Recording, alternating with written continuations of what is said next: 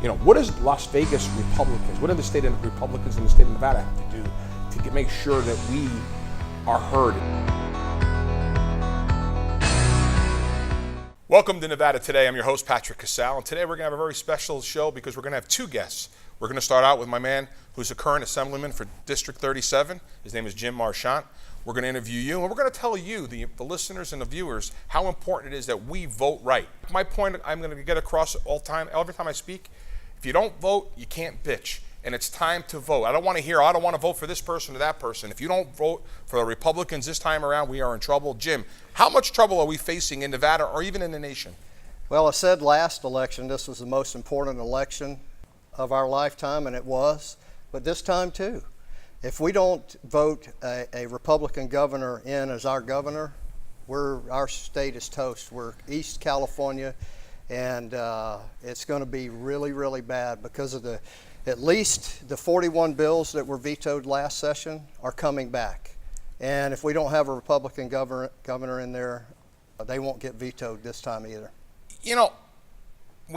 From the governor, lieutenant governor, AG, et cetera, it's very important. Right. But our assembly districts, we're in the minority. Is that correct? Yes, we are in the minority. There are 15 right now, currently 15 assembly people, 27 Democrats. So we are one seat from losing our super minority, which means that we cannot uphold a veto.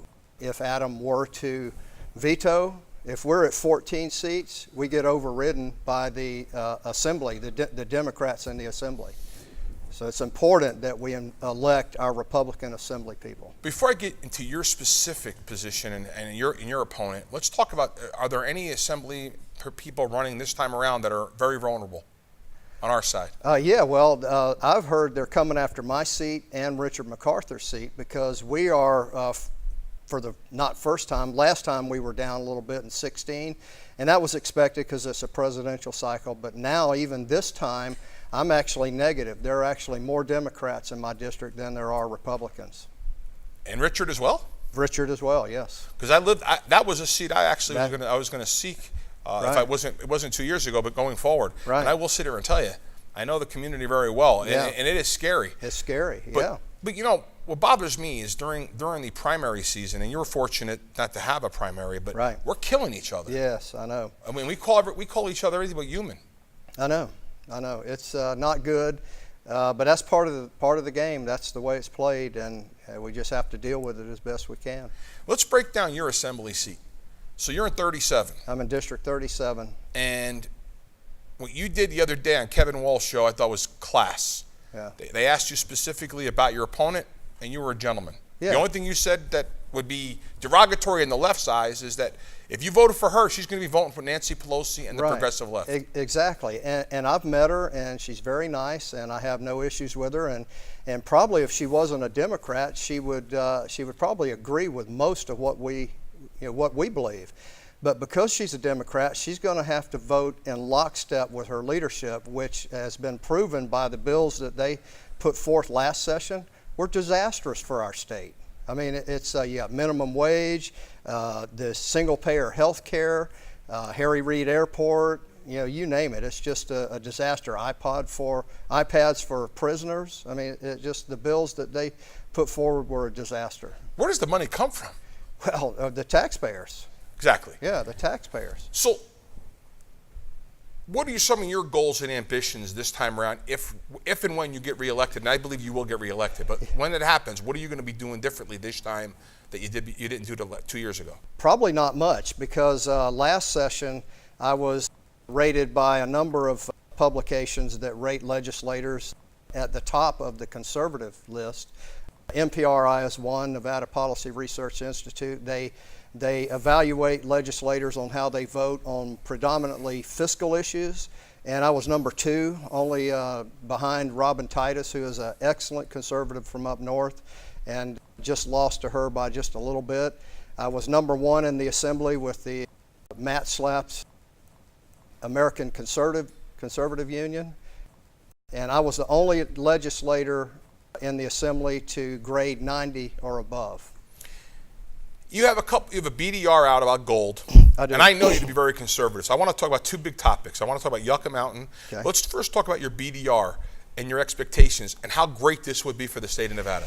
Yeah, so I met some people that are very knowledgeable about precious metals, and we started talking, and they told me about what Utah did. They did a bill up in Utah to make gold and silver legal tender.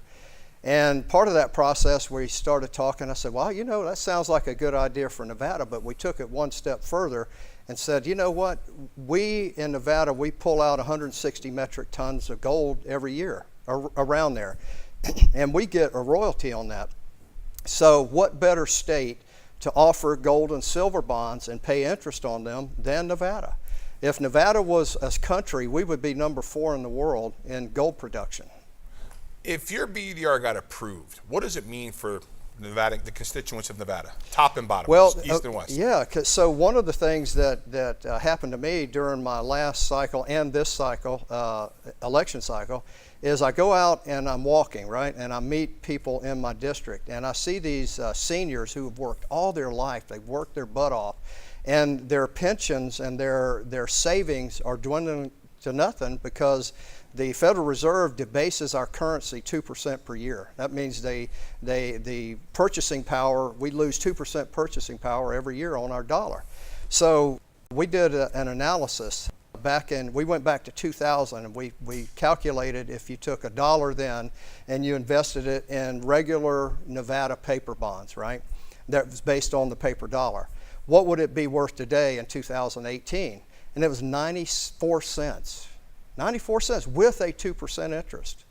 So we also went back and said, okay, if my bill had been passed in 2000, the Gold and Silver Bond Enabling Act in 2000, and what would it be today? $3.92. It's almost a 400% return. Yeah, 292% gain. So look at what it could do for PERS. You know, PERS, that's why they're struggling. They can't, they have to do riskier investments just to stay even, just to stay at $1. But everybody wants to gain. You want more than $1. If you're investing, you want more than $1. So if we do this with the gold and silver bonds, then you've got a great investment tool, and it could actually go a long way towards saving our PERS right here in Nevada. Besides PERS, what are the other top 3 things that will do for the state of Nevada if the BDR gets passed? Okay, so right now we've got about $11 billion worth of bonds out right now, right, based on the paper dollar. If we do the gold bonds here, we'll do an auction. And because the gold bonds are going to be in high demand, we'll do an auction, and they'll actually pay more than $1. So you'll have people coming in, and I'm talking trillions of dollars, I've been told. They're ready for this. They'll come in and we'll say, okay, we're going to do an auction, so we'll start at $1, and we anticipate that we could get like $1.25, or even more, maybe $1.50 for each one of these paper bonds that's currently out there, because that's one thing we're going to do is require that we exchange current paper bonds. And by doing that, we cut the deficit immediately. So we might go down to $8 billion just by doing that. We can cut our debt tremendously right away. So that'd be a big deal for the state of Nevada. That'd be a big deal for the state of Nevada. There's so many advantages. Just the increase in the mining industry. The price of gold's going to go up. Our credit rating for the state is going to increase. So there's a ton of advantages. You're very fiscally responsible. You've always looked at how we can generate income, how we can spend our money wisely. You looked at Yucca Mountain as a resource. That's right. Tell the viewers how important this could be. Yeah, so about 3 or 4 years ago, if you know, Harry Reid does a clean energy summit out here every year, or used to. I don't know whether he still does. So anyway, the Heartland Institute out of Chicago, I know one of the president at the time, and he's a big climate change guy, denier. He doesn't believe in that like me. I think it's a hoax. So he said, well, let's do a counter proposal or a counter summit to Harry's. So we did that out here. And as a result of that, we started talking about energy and what we could do to help our energy situation here. And out of that we talked about Yucca Mountain, and we knew that Yucca Mountain at the time was dead. But out of that came the idea of these small modular reactors and new energy generation source. So, but anyway, so forward to Donald Trump's elected, and then the Congress is saying, okay, we're going to open up Yucca Mountain again, right? So, all last session, there was a bill, SJR 4, I believe. I think it was a resolution to tell Trump, hey, don't do this. Don't open up Yucca Mountain. So I took the opportunity to say, okay, I agree. We don't want Yucca Mountain to be a dump. But if you're going to force this on Nevada, we want something in return. So we want to the money that's in the pot now that was paying for this to pay for a reprocessing facility out here, so we can take this material in from this 39 sites and reprocess it and sell it. And that money goes to Nevada. That money is ours. So we make billions and billions of dollars reselling this recycled material. And then why don't we also pay everybody a royalty like Alaska does? So that's the goal here. I've been working with Mark Amadei. We actually got an amendment in the bill in the House, and it passed, and he put it in appropriations, and so it's $267 million coming initially to start the process to study and do a report on exactly what can be done for reprocessing and the small modular reactors, and basically build a Livermore type labs right here in Nevada. Is Dean involved? Does Dean support this? Not yet.